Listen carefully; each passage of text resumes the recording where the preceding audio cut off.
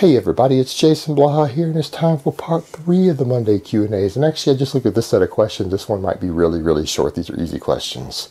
So here it goes. First question. Jason, what do you think about Russell Taylors ICF Intermediate plan? Now, a lot of you may know, I originally made an ice cream fitness video. It's one of my first videos. It was an intermediate template for a specific subscriber of mine for a specific situation.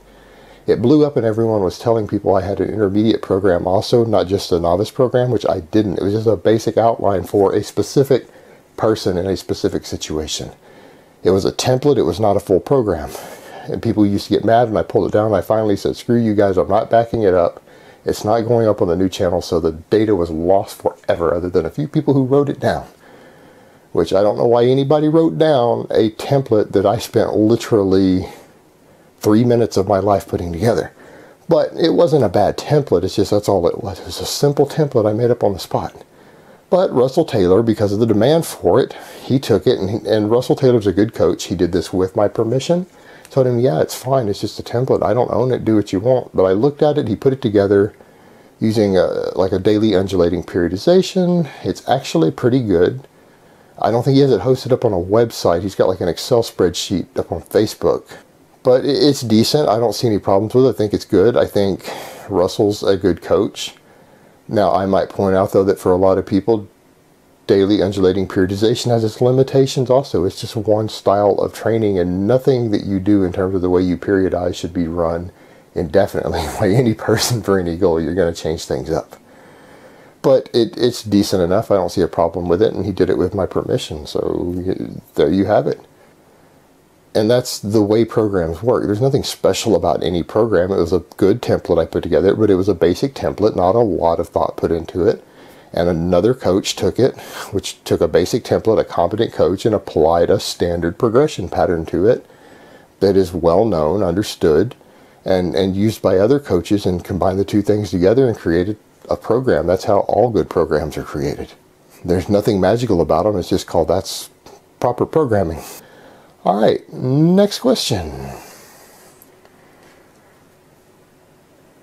What is the most effective way to cut weight, say 1 to 3 kilograms for a weigh-in over 7 days, be it for martial arts, powerlifting, etc., while maintaining performance loss?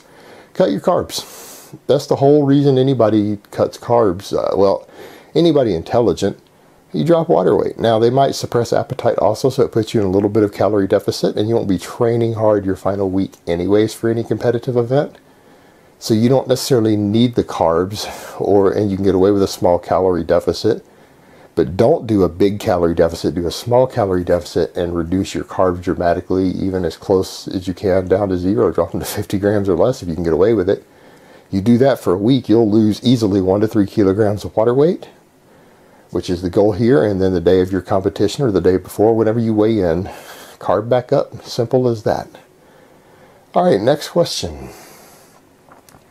Do you think the non-physical sports world, like chess, for example, is also full of gear? Why would they use steroids if it's non-physical? I think you just mean performance-enhancing drugs. Any ideas of what compounds could enhance those guys? Also, thanks a lot for your videos, Jason. They are the shit.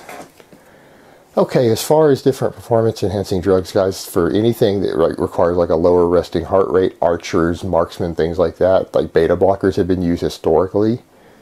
And I don't just mean for the past 20 years. Guys, the performance-enhancing drugs for all sorts of endeavors have existed in some cases for centuries or millennia, all through documented history. But any sort of competitive environment, any substance that someone figures out they can use to get an edge, and there are probably 12 or 13 different drugs used by people in these sort of endeavors. You'll have to research it yourself.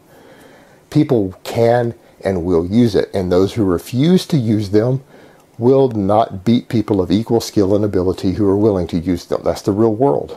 And even if there's testing implemented, people will find the ways around testing. Again, welcome to the real world in a competitive environment.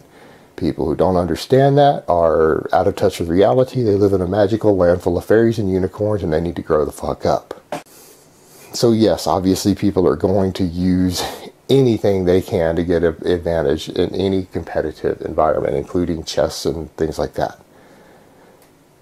anything that increase memory, concentration, keep them calmer, anything. It could be a wide variety of drugs. And offhand, I'm probably not even sure what chess players might be using these days, so you'll have to use Google and research it yourself. Alright guys, so that's really all I have to say on that today. I hope it has been informative, and I will talk to you guys next time in part 4.